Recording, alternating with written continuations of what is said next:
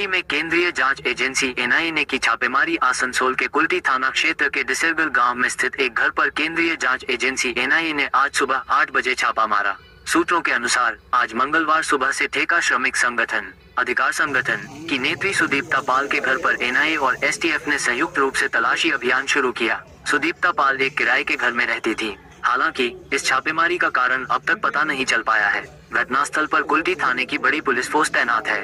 আমি ঘুম থেকে যখন উঠিনি তখন আমাকে ডেকে আমার ঘরে হঠাৎ করেই তারা বলছে ইনভেস্টিগেশনের অর্ডারে আমরা কাগজ নিয়ে এসেছি এবং সার্চ ওয়ারেন্ট ওনারা দেখালো এবং সার্চ ওয়ারেন্টে আমি শুধুই যেটা বোঝা গেল সেটা হচ্ছে যে একটা রাঁচির কেসে তাদেরকে রাঁচির যিনি ইনভেস্টিগেশন অফিসার তাদেরকে এনআইএকে আমার ঘর সার্চ করার পাওয়ার দিয়েছে।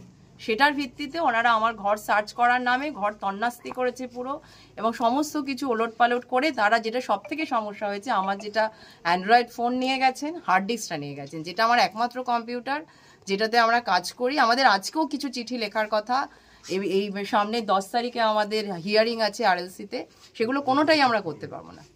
আমরা পত্রিকা বার করি, পত্রিকার লেখাপত্রগুলো রেডি করার কথা, এই বড় একটা ক্ষতি করে দিয়ে চলে গেলেন। কারণ ওনাদেরকে বললাম যে আপনারা হার্ড ডিস্কটা নিয়ে আসা উচিত ছিল।